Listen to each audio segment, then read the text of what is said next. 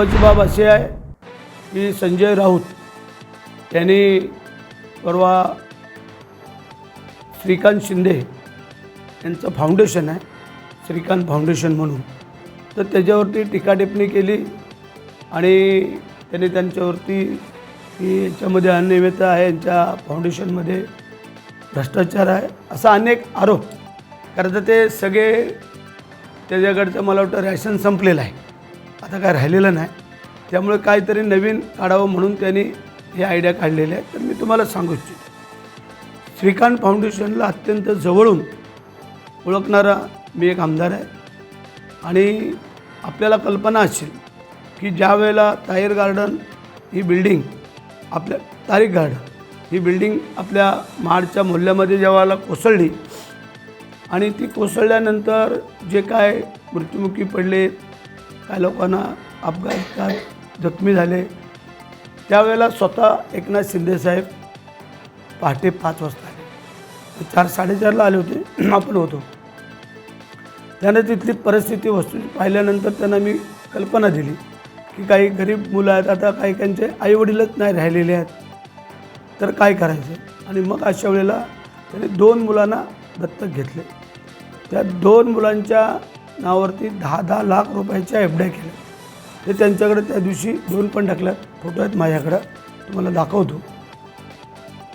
त्यानंतर जे Jupiter hospital आहे, त्या ज्युपिटर हॉस्पिटलला आत्तापर्यंत 4,500 0 ते 18 वर्षाच्या वयापर्यंतच्या मुलांची फ्री ऑफ चार्ज, ज्या हृदयाला होल आहेत त्यांची 4,500 ऑपरेशन त्यांनी या फाउंडेशनच्या माध्यमातून केले. मग मला सांगा, जिथेही कुठला प्रसंग आला, काय आला का ते फाउंडेशनची कार्यकर्ते पत्रिकारे धावत जातात, ज्याला ज्याला जिथे काही शक्य आहे ती मदत करतात. त्यानंतर आत्ता पण ज्या कर्जतला अपघात झाला आपल्या इर्शालवाडीला, त्यावेळेला पण तिथल्या सगळ्या मुलांना दत्तक घेतले आणि सगळ्यांची व्यवस्था केली. तर असं चांगलं काम करतात म्हणून संजय राऊतच्या पोटात दुखाला. कारण कल्याणची लोकसभा पुन्हा एकदा ते लढतात हे त्यांना कळलं, तिकीट त्यांना मिळाली. पहिलं वाटलं होतं संजय राऊतला तिकीट मिळते नाही मिळते, युतीमध्ये महायुतीमध्ये तिकीट मिळाली, काम चांगलं आहे. आणि मग आता काय करायचं आहे, मुख्यमंत्र्यांवरती काय आरोप करू शकत नाहीत, इतर काय कोणावरती आरोप करू शकत नाही आहेत, म्हणून उचलली जीभ लावली टाळ्याला, त्याप्रकारे त्यांनी आरोप करायला सुरुवात केली. माझी विनंती आहे, पत्रकार बांधव असतील, मीडियावाले असतील, सोशल मीडिया जे काय आहेत ते, तर या सगळ्यांना विनंती आहे, मी तुम्हाला एक 2-3 दिवसामध्ये पूर्ण डिटेल्स श्रीकांत फाउंडेशन स्थापित झाल्यापासून आत्तापर्यंत कोणाकोणाला कशी कशी कुठं कुठं मदत केली, त्याला दानच पण लागते. जर एखाद्या कोणी फाउंडेशनने कोणी जर आपल्या एनजीओनी यांनी जे काय उद्योगपती पैसे देतात अशा संस्थेला, तर ती खर्च करण्याची पण दानत लागते. यांना माहिती आहे का, या संजय राऊतला आयुष्यात कधी खिशात हात घातला आहे का उष्ट्या हाताने कधी कावळं हकललं आहे, ते त्यांना ते कळणार आहे. आणि म्हणून तुम्हाला सांगतो, जर मिळालं त्यातलं काही ना काहीतरी द्यावं लागतं. जे काय उद्योगपती जे अशा संस्थेला मदत करत असतात, त्या मदतीचा हिस्सा टोटल या गोरगरीब जनतेच्या ह्याला.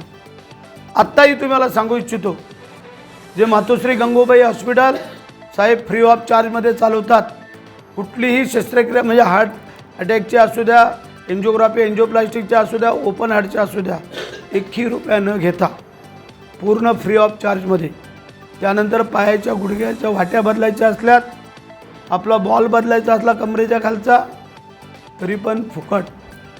आत्ता आम्ही परवा माणसं पाठवली, त्याच्या अगोदर मी जवळजवळ 10 लोकांना शस्त्रक्रिया करून दिली 1 रुपयाने. त्याचप्रमाणे धर्मवीर आनंद दिघे साहेबांच्या नावाने छत्रपती शिवाजी महाराज या हॉस्पिटलला पण तिथं असंच फ्री ऑफ चार्जमध्ये केलं जातं. आणि दुसरं बाब महत्त्वाची, श्रीकांत फाउंडेशन आज संपूर्ण महाराष्ट्रामध्ये त्याचं नाव झालं आहे आणि त्याच्यामुळे यांना पोटसूळ उठला आहे. या पोटसुळीला आम्ही औषध देतो, कारण दूध का दूध पाणी का पाणी हे होणं पण गरजेचं आहे. आणि अशा अनुषंगाने आज सांगू इच्छितो की तुम्हाला जे काय वस्तुस्थिती आहे ती पण कळणं गरजेचं आहे. म्हणून आज आम्ही सांगितलेलं आहे, कारण हे एक महाडचं उदाहरण दिलं.